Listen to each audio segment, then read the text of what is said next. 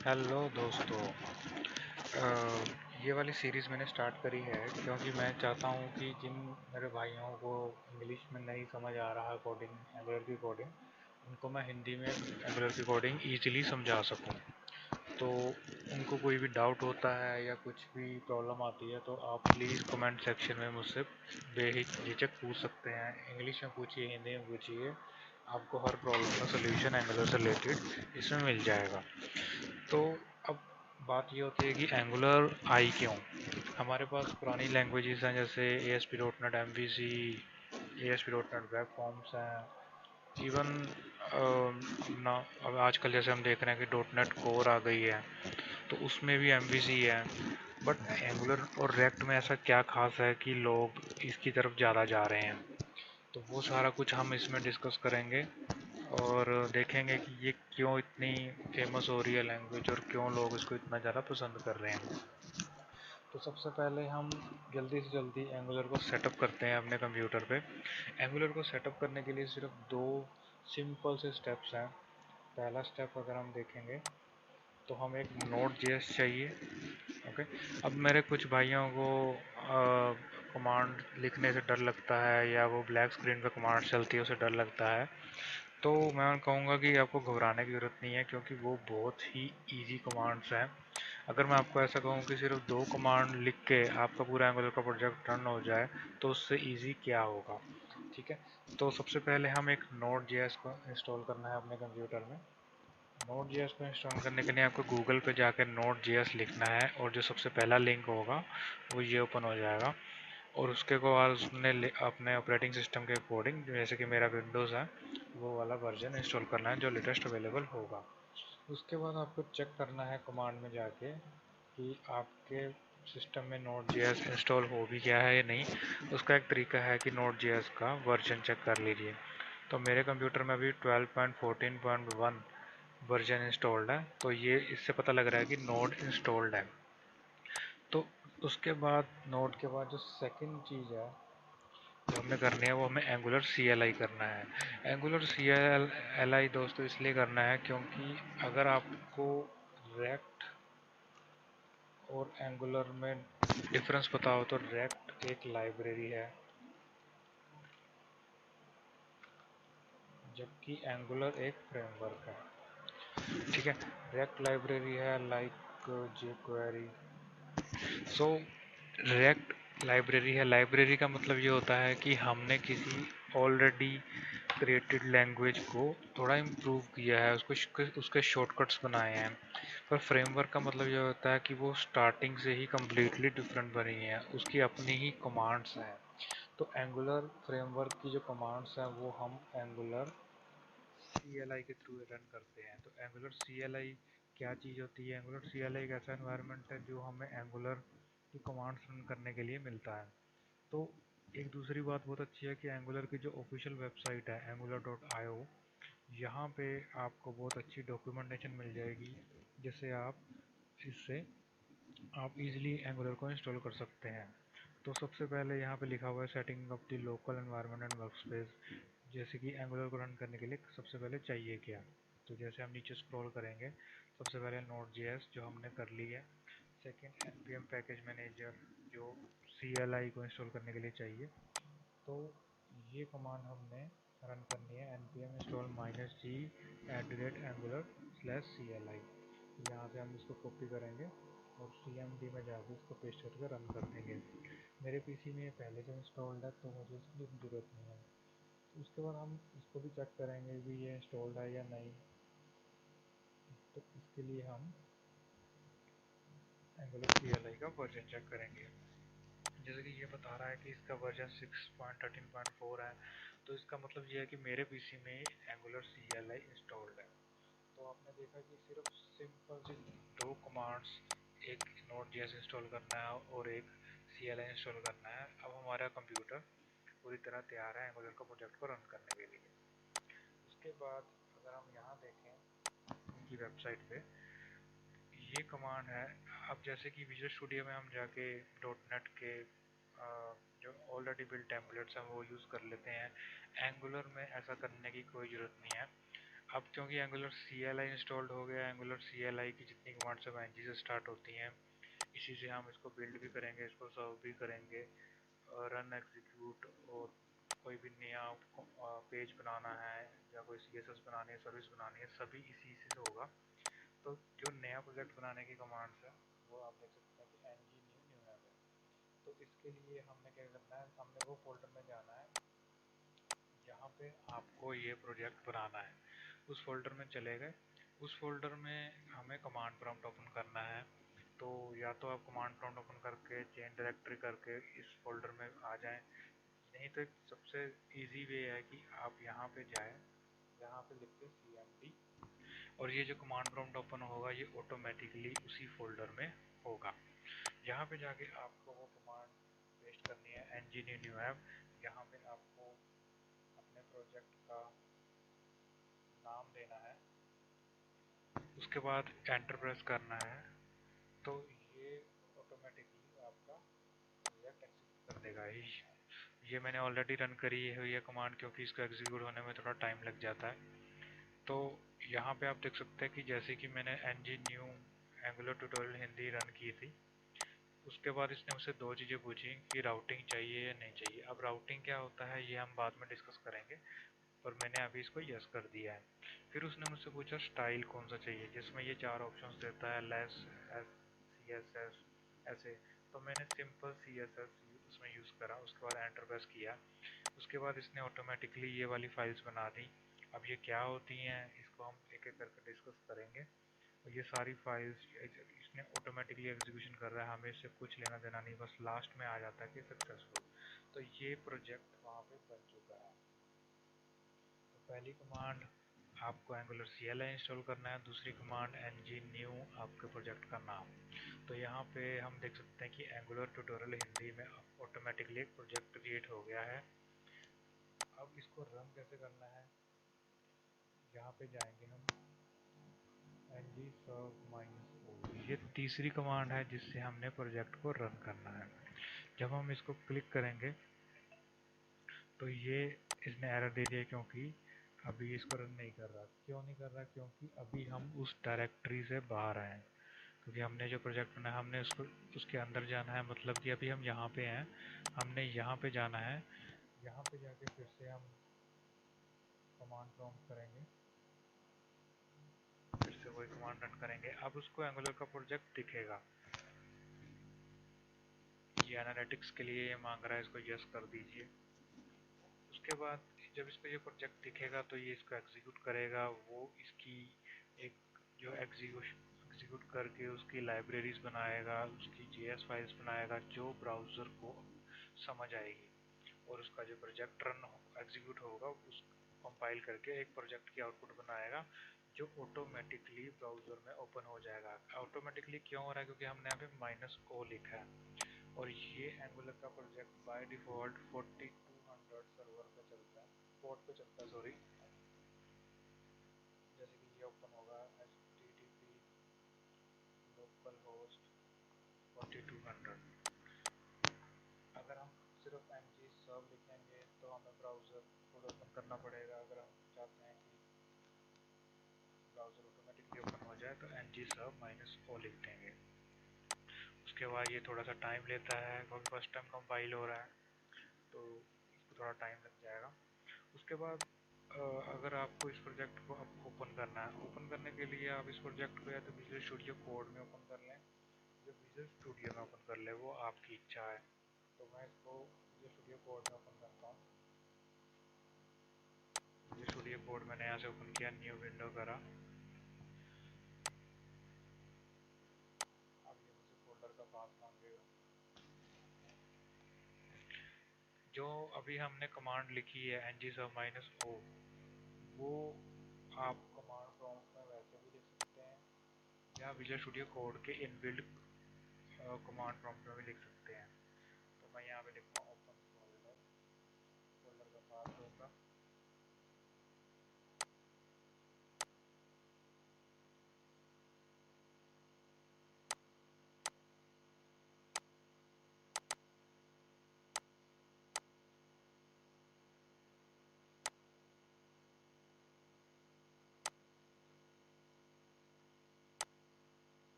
आप देख सकते हैं कि जो पूरा का पूरा प्रोजेक्ट था यहाँ पे ओपन हो गया है। चेक करते हैं कि हमारी कमांड प्रॉम्प्ट कहाँ तक पहुँचा।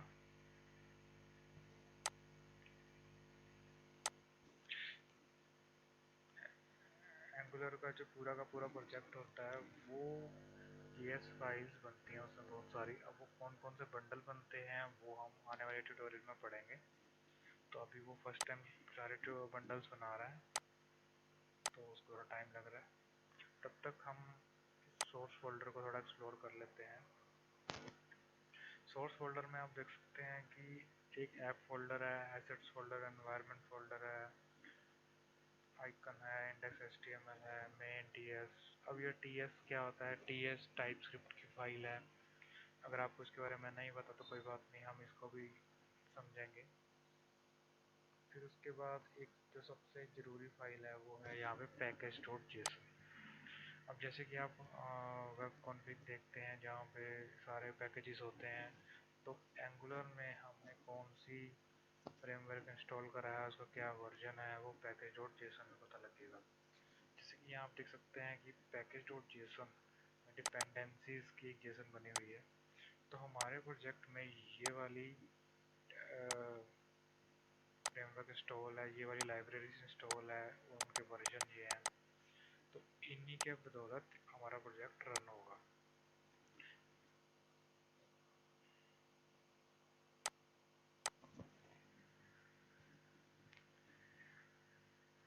थोड़ा सा इंतज़ार करना पड़ेगा क्योंकि इसका एग्जीक्यूट होने में थोड़ा टाइम लग रहा है। ओके, तो यहाँ पे इसने मैसेज दे दिया कंपाइल सक्सेसफुली। आप ये देख सकते हैं कि जो मैं कह रहा था कि ये ब्राउज़र को जो समझ आती है JS के बंडल बनाता है, तो वो ये बंडल्स हैं। अब ये बंडल के नाम ऐसे क्यों हैं, ये सारा कुछ हम आगे स्टडी करेंगे आने वाले अपने सीरीज़ में। बस होती ये है कि ये आउटपुट है, हर बंडल का कुछ साइज़ है, इसी बंडल को ब्राउज़र समझ रहा है। तो जैसे जैसे हम अपने प्रोजेक्ट में और या डिपेंडेंसी इंस्टॉल करते रहेंगे तो ये बंडल का साइज बड़ा होता जाएगा। तो देखते हैं इसकी आउटपुट कैसे आ रही है। ये देखिए हमारा प्रोजेक्ट 42 पोर्ट पे रन हो रहा है और ये एंगुलर का प्रोजेक्ट इस टाइम लाइव है। तो अब हम एक कमाल की चीज़ में ये है कि अगर हम यहाँ पे जाएंगे ऐप में, यहाँ पे ये हमारा जो HTML है वो इस टाइम खुला हुआ है। अब app.html app.component.html ही क्यों खुला है, ये राउटिंग की वजह से, ये हम आगे पढ़ेंगे क्यों। पर हम इसको सबको हटा के मैं यहाँ पे H1 लिख देता हूँ, यहाँ पे लिखता हूँ हेलो वर्ल्ड। मैंने इसको सेव किया और सेव करते ही ये ऑटोमेटिकली अपने आप रिफ्रेश हो जाता है।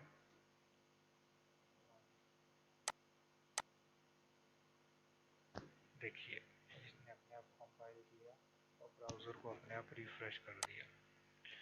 तो अगर हम चाहते हैं कि हम इस कमांड प्रॉम्प्ट को आउटसाइड ना रन करें तो मैं इसको स्टॉप कर देता हूँ Ctrl+C प्रेस करके, और मैं विजुअल कोड में जाकर व्यू कमांड, यहाँ पे होगा टर्मिनल, टर्मिनल में जाके व्यू कमांड रन कर सकता हूँ। जिसमें मैंने लिखा -4। अब हम डिस्कस करते हैं कि एंगुलर MVC से अलग कैसे है। अगर हम मैंने एक वेबसाइट बनाई है एंगुलर में छोटी सी, उस पर हम थोड़ी R&D करते हैं। जैसे कि मैंने outm.com एक छोटी सी वेबसाइट है, ये अवेलेबल नहीं है।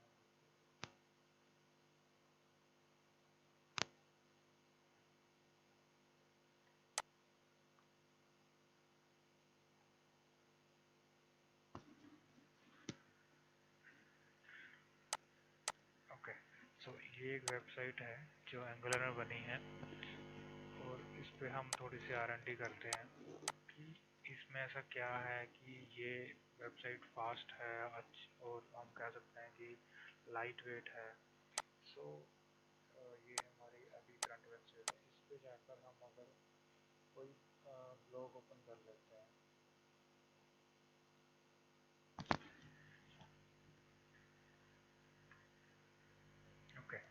तो ये एक नॉर्मल वेबसाइट है ब्लॉग की, ओके, और ये एक वेबसाइट है जो एंगुलर में बनी है। तो एक चीज़ तो आप ये देख सकते हैं कि यहाँ पे अगर हम कोई जैसे कि पोस्ट ओपन करते हैं तो ये पेज लोड होता है, पूरा का पूरा पेज दोबारा रेंडर होता है। मैंने इसको इस पे प्रेस किया तो दोबारा लोड हुआ, इस पे प्रेस किया दोबारा लोड हुआ, इस पे प्रेस किया दोबारा लोड हुआ, इस पूरा का पूरा पेज सर्वर से दोबारा आकर रेंडर होता है।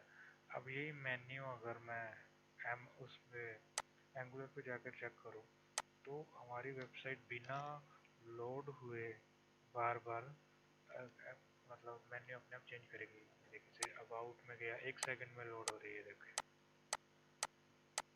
तो आप देख सकते हैं कि ये कितनी फास्टली चेंज कर रहा है मेन्यू। और यहाँ पे अभी भी ये लोडिंग हो रही है, जैसे मैं यहाँ जा रहा हूँ लोड हुआ फिर आया, या यहाँ गया लोड हुआ फिर आया, यहाँ पे गया फिर से लोड हुआ फिर आया। तो यहाँ पे ऑटोमेटिकली वो चेंज कर रहा है। तो इसको हम बोलते हैं सिंगल पेज एप्लीकेशन। तो हमारी ये वाली जो एप्लीकेशन है ये सिंगल पेज एप्लीकेशन है। देख सकते हैं ये कितनी फास्ट है और ये लाइट वेट भी है। तो ये एंगुलर की होती है, एंगुलर एप्लीकेशन होती है। तो अगर हम बात करें वेब फॉर्म्स की,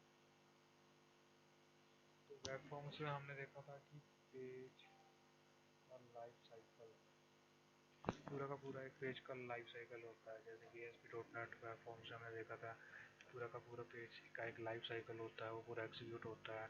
हमारे कोड को वो ASPX को वो कन्वर्ट करता है HTML में, फिर वो ब्राउज़र में रेंडर होता है, फिर हम कोई लिंक पे क्लिक करते हैं तो पूरा का पूरा पेज दोबारा एग्जीक्यूट होता है। तो यहाँ पे हमारी जो फाइल थी, जैसे कि मैंने ओपन करा contact.aspx, तो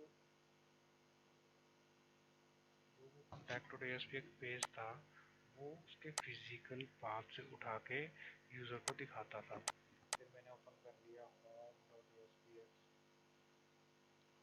तो फिर वो home.aspx के पाथ पे गया और वहाँ से फाइल को लेके आया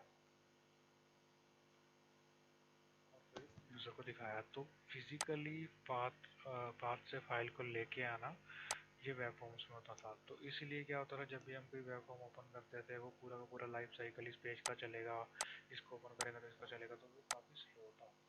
फिर हम बात करते हैं MVC की, जिसमें कंट्रोलर्स।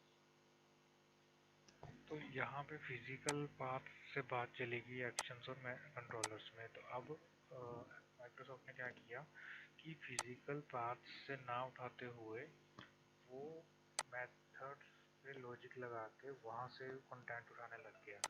तो उन्होंने एक नई एक्सटेंशन बनाई CSHTML, जो CS और HTML का मिक्सचर था। तो उससे क्या होता था कि जहाँ पे मुझे CS चाहिए मैं CS यूज़ कर लेता था। आपने अगर MVC के बारे में आपको पता होगा तो आपने देखा होगा CS का कोड हम ऐसे लिख सकते हैं। और जहाँ पे HTML की बात है फिर मैं वहाँ पे सिंपल HTML भी लिख लेता था।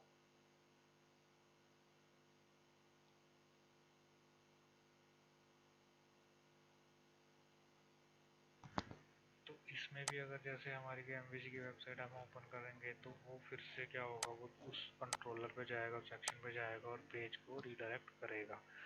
तो होता इसमें भी यही था कि पूरा का पूरा पेज रेंडर होता है। तो नेक्स्ट आ गई एंगुलर की बात। एंगुलर में क्या है, एंगुलर में हमारा जो पूरा का पूरा पेज है वो अब पेजेस पे ना बात आके कंपोनेंट्स से बात चलेगी। कंपोनेंट्स क्या होते हैं, जैसे कि हम अगर एक यूट्यूब अगर हम यूट्यूब का लिंक देखें तो जैसे कि ये हम मेरा यूट्यूब का चैनल है, तो ये जो लेफ्ट मेन्यू है ये कंपोनेंट है, ये जो सर्च बार है ये कंपोनेंट है, ये वाले मेन्यू ये कंपोनेंट है, ये फुल स्टैक की जो फोटो लगी हुई है ये कंपोनेंट है, ये कंपोनेंट है, ये मेन्यू कंपोनेंट है।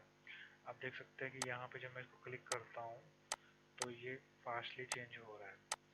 नो डाउट जो डाटा है वो तो अपने सर्वर से ही लेके आएगा, तो उसके लिए यूट्यूब ने ये यहाँ पे रेड बार शो कर दी है कि लोडिंग हो रही है, लेकिन ये सिंगल पेज एप्लीकेशन है। सेम एप्लीकेशन आपको मिल जाएगी जीमेल, वो भी एक सिंगल पेज एप्लीकेशन है। तो अब होगा क्या, जब यहाँ पे छोटे छोटे कंपोनेंट्स बन जाएंगे तो वहाँ पे क्या होगा, हमारी एप्लीकेशन काफ़ी फास्ट हो जाएगी।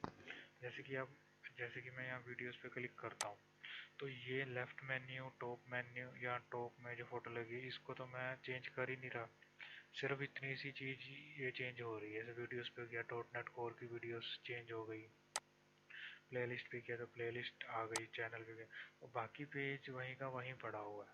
जैसे कि मैं यहाँ गया, मैंने अबाउट पे क्लिक किया तो ये वाला सारा चेंज हो गया, सर्विसेज पे क्लिक किया ये चेंज हो गया, लेकिन ये जो लेफ्ट साइड में ये वेबसाइट का नाम लिखा है ये वैसा का वैसा ही है।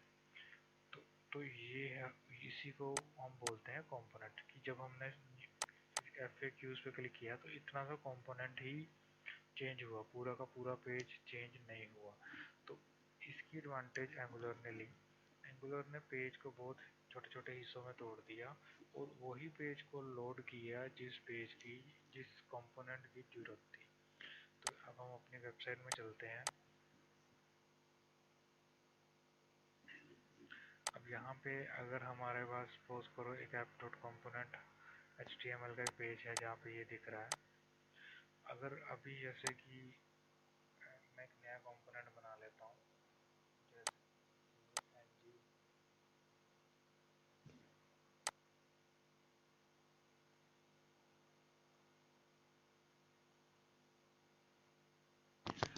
ये वाली कमांड से हम एक कंपोनेंट बनाते हैं। अगर आपको अभी नहीं समझ आ रहा तो कोई प्रॉब्लम नहीं। अभी जैसे मैं एक लेफ्ट मेन्यू का कंपोनेंट बना रहा हूँ,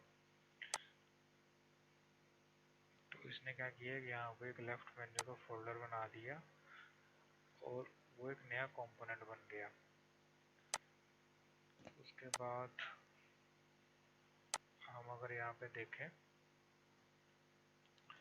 तो अगर हम यहाँ पे जाएंगे लेफ्ट मेन्यू कंपोनेंट, अब होता क्या है, जैसे कि लेफ्ट मेन्यू का एक कुछ नाम भी है। तो मैंने लेफ्ट मेन्यू यहाँ से कॉपी किया, ऐप में गया, यहाँ पे पेस्ट कर दिया। तो अभी आप, अगर आपको नहीं समझ आ रहा तो कोई बात नहीं, हम ये सारा कुछ आगे एक्सप्लेन करूंगा मैं प्रॉपर इसमें कैसे कंपोनेंट काम करते हैं। बस अभी कि ये समझ लीजिए कि ऐप कंपोनेंट एक मेन फ्रेम था जिसमें मैंने एक दूसरा कंपोनेंट लेफ्ट मेन्यू को ऐसे ही बाय नेम उसको रख दिया। इसको मैंने सेव किया और आप देख सकते हैं कि पूरे पेज में जो मेन पेज था उसमें लेफ्ट मेन्यू कंपोनेंट विजिबल हो गया। अब देखो, अगर मुझे दो लेफ्ट मेन्यू अपने पेज पे चाहिए तो सिंपल मुझे इसको दो बार रखना है, सेव करना है और ये अपने आप दो बार आ जाएगा। अगर मुझे 10 बार चाहिए तो सिंपल मुझे इसको कॉल करना है, वो अपने आप वहाँ पे बन जाएगा। अब सोच के देखिए कि अगर हमने MVC की बात करें, ASPX की बात करें, तो ऐसे कंपोनेंट रखने के लिए हमने यूज़र कंट्रोल को बनाए थे। तो यूज़र कंट्रोल अगर हम बनाएंगे तो उसको लोड होने में, रेंडर होने में, ASPX से HTML में रेंडर होने में कितना टाइम लगता है। तो इस तरह अब आपको समझ आ गया हो कि एंगुलर एक्चुअली चलती कैसे है, उसको चलने के लिए क्या चाहिए और उसके चलने की इम्पोर्टेंस क्या है। और इम्पोर्टेंस ये है कि हमने अब पूरे पेज पे ना काम करते हुए अब हमने सिर्फ कंपोनेंट्स पे काम करना है, मतलब पेज के छोटे छोटे हिस्सों में। जैसे कि हम ये विजुअल स्टूडियो कोड की एग्जांपल ले लेते हैं, तो ये लेफ्ट मेन्यू कंपोनेंट है, ये ऊपर जो टैब्स आ रही हैं ये कंपोनेंट है, ये नीचे जो टर्मिनल है ये कंपोनेंट है। तो जिस कंपोनेंट में मैंने चेंज करना है तो सिर्फ वही चेंज होगा, लेफ्ट मेन्यू वैसा का वैसा रहेगा, टर्मिनल वैसा का वैसा रहेगा। तो इससे एप्लीकेशन काफ़ी बहुत ज़्यादा फास्ट हो जाएगी, क्योंकि सिर्फ वही हिस्सा जो हम चेंज करना चाहते हैं वही सर्वर से लोड होके आएगा, या अगर वो स्टैटिक है तो वो ऑलरेडी लोडेड है। और सबसे अच्छी बात एंगुलर में ये है कि इसकी सिक्योरिटी, अगर आप इसका सोर्स कोड देखेंगे तो आपको ये पूरा का पूरा खाली दिखेगा। क्यों? क्योंकि जो इसकी कोडिंग है वो उस फाइल्स में चलेगी जो हमने चंक्स यहाँ पे पढ़े थे। जैसे कि मेन जेएस एक चंक बन गया, यहाँ पे आप देख सकते हैं जो 4-5 चंक हमने पहले देखे थे ये वाले। वेंडर जेएस बन गया, पॉलीफिल जेएस, स्टाइल जेएस बन गई, मेन जेएस। तो ये पांचों के अंदर इसका कोड चला गया, तो किसी के लिए इजी नहीं होगा इसका कोड निकालना, क्योंकि वो तो फाइल्स में चला गया। इसलिए तो अभी आपको क्लियर हो गया कि पहले नोड इंस्टॉल करो, फिर एंगुलर CLI इंस्टॉल करो, फिर एक सिंपल सी कमांड से एंगुलर का प्रोजेक्ट बनाओ, फिर एंगुलर का प्रोजेक्ट रन करो ngsub -o से। -o मीन्स उसको ब्राउजर में ओपन भी करो। और फिर अगर कंपोनेंट बनाना है तो ng जनरेट कंपोनेंट और कंपोनेंट का नाम। कंपोनेंट जब बनाते हैं तो उसमें क्या फाइल्स बनती है वो सब हम अगली वीडियो में डिस्कस करेंगे कि ये 4 फाइल्स बनी है जो कंपोनेंट की, उसकी क्या इंपॉर्टेंस है। उसके बाद अगर हम उसको कॉल करना है, सिंपली उसका एक नाम दे दिया है सेलेक्टर, जिससे हम उस कंपोनेंट को कॉल कर सकते हैं और उसकी बदौलत हम उसको यूज़ कर सकते हैं किसी दूसरे कंपोनेंट में। तो ये था दोस्तों एंगुलर की इंट्रोडक्शन। अब आपको पता लग गया प्रोजेक्ट कैसे बनेगा, प्रोजेक्ट कैसे रन होगा, कैसे चलेगा। तो ये सारा कुछ इसमें लिखा होगा। अगर आपको कोई डाउट होगा या आपको कुछ हो, उसमें कुछ पूछना है तो आप भेजिए कमेंट बॉक्स में लिख दीजिए। अगर आपको ये वीडियो अच्छी लगी हो